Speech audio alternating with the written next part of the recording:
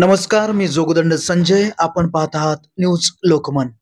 सततच्या पावसामुळे नुकसान झालेल्या शेतकऱ्यांचे तात्काळ पंचनामे करावे व शेतकऱ्यांना हेक्टरी 50,000 रुपये अनुदान द्यावे.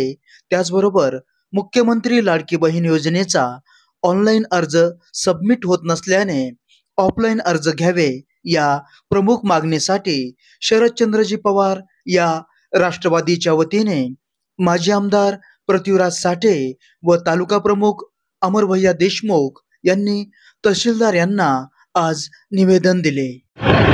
शासनानं जी लाडकी बहीण योजना चालू केलेली आहे त्या योजनेचे ऑनलाईन अर्ज कसल्याही प्रकारचं ऑनलाईन प्रक्रिया घेत नाही. त्याच्यामुळे आम्ही आत्ता तहसीलदार साहेबाला निवेदन द्यायला आलेलो आहोत की बाबा ऑनलाईन जर नाही झाले तर तुम्ही ऑफलाईन अर्ज घ्या आणि आमच्या पूर्ण भगिनींना कसा न्याय मिळवून देता येईल तो द्यावा, असे एक आम्ही त्यांना आत्ता निवेदन दिलेलं आहे. कारण ऑनलाईन आत्तापर्यंत त्यांनी सांगितलं की 35,000 झालेले आहेत, पण आपल्या याच्यामध्ये आणखीन भरपूर महिला राहिलेल्या आहेत. त्याच्यामुळे 35,000 म्हणलं तर फक्त शहरातलंच झालं असेल, ती ग्रामीण भाग तसाच राहिला असेल. त्याच्यामुळं आपण ताबडतोब ऑनलाईनची न वाट बघता ऑफलाईन अर्ज घेऊन आमच्या पूर्ण भगिनींना न्याय द्यावा, असं आम्ही निवेदन दिलेलं आहे. राष्ट्रवादी काँग्रेस शरदचंद्रजी पवार साहेब पक्षाच्या वतीनं आज आम्ही या ठिकाणी उपजिल्हाधिकारी यांना निवेदन दिलेलं आहे. आपल्या सर्वांना माहीत आहे की सततच्या पावसामुळं या ठिकाणी शेतकऱ्यांचं पिकाचं अतोनात या ठिकाणी नुकसान झालेलं आहे आणि त्याचे तात्काळ पंचनामे करावे आणि शेतकऱ्यांना हेक्टरी 50,000 रुपये अनुदान द्यावं, याचं निवेदन आम्ही उपजिल्हाधिकारी यांना दिलेलं आहे. त्यांच्यासोबत चर्चा झाल्यानंतर त्यांनी काही सूचना शेतकऱ्यांसाठी सांगितलेल्या आहेत की शेतकऱ्यांना जे नुकसान झालेलं आहे ते जर ऑनलाईन त्यांनी तक्रार नोंदवली तर ते तक्रार नोंदीच्या आधारे जे विमा कंपनी आहेत त्या ठिकाणी येऊन त्याची पाहणी करतात आणि त्याच्यानंतर त्यांना विमा देण्यासाठीची मदत होते. परंतु जे शेतकरी आहेत त्यांना या प्रक्रिया माहीत नसल्यामुळं या पूर्वीच्या अनेक योजनेपासून, अनेक अनुदानापासून, विम्यापासून ते वंचित राहिलेले आहेत. दुसरी बाब या ठिकाणी आम्ही मागणी केलेली की पाठीमागचा विमा आणि अनुदान हे पण तात्काळ शेतकऱ्यांच्या खात्यामध्ये जमा करावे. फक्त अग्रिम काही शेतकऱ्यांना मिळाली आणि 25% आणि उर्वरित 75% विमा पण मिळालेला नाही आणि अनुदान पण मिळालं नाही. हे दोन्ही रक्कम शेतकऱ्यांच्या खात्यामध्ये तात्काळ जमा करावी, ही मागणी राष्ट्रवादी काँग्रेस शरदचंद्रजी पवार साहेब यांच्या पक्षाच्या वतीनं आम्ही केलेली. दुसरी योजना काही दिवसापूर्वी लाडकी बहीण योजना या ठिकाणी सुरू केली आणि सुरू केलेली असताना शासनाला महिला भगिनींना काही द्यायचं आहे का नाही हे माहीत नाही. फसव्या काहीतरी रोज वेगवेगळ्या योजना काढायच्या, काहीतरी घोषणा करायच्या आणि सगळ्या योजना ऑनलाईन करायच्या संदर्भातल्या सूचना करायच्या आणि सर्व्हर या ठिकाणी डाऊन ठेवायचं. मग नागरिकांची एवढ्या मोठ्या प्रमाणात हेळसांड होत आहे, हाल होत आहेत.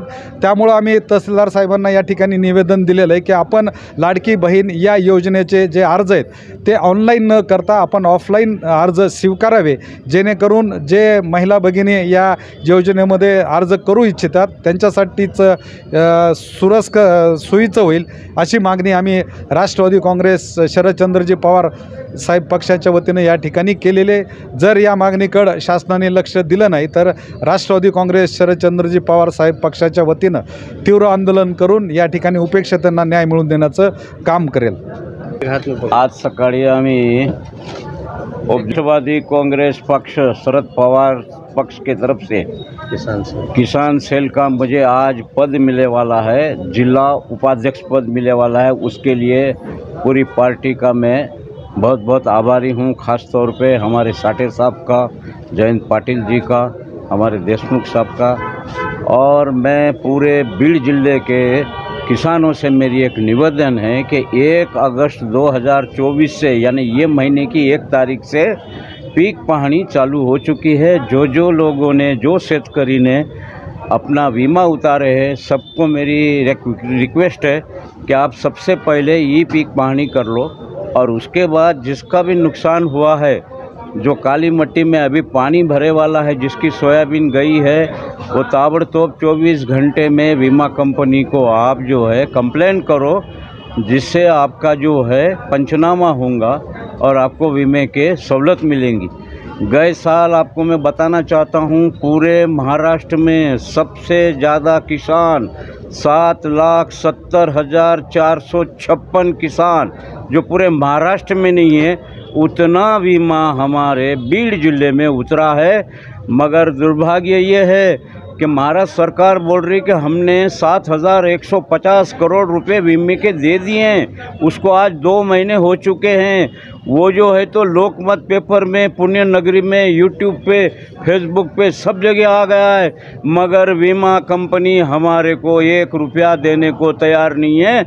ये सोए वाली सरकार बीमा कंपनी को पैसे जो है खर्चा करने को दी है कि शेतकरी को बांटने के लिए दी है, नुकसान भरपाई दी है, वो कुछ समझ में नहीं आ रहा।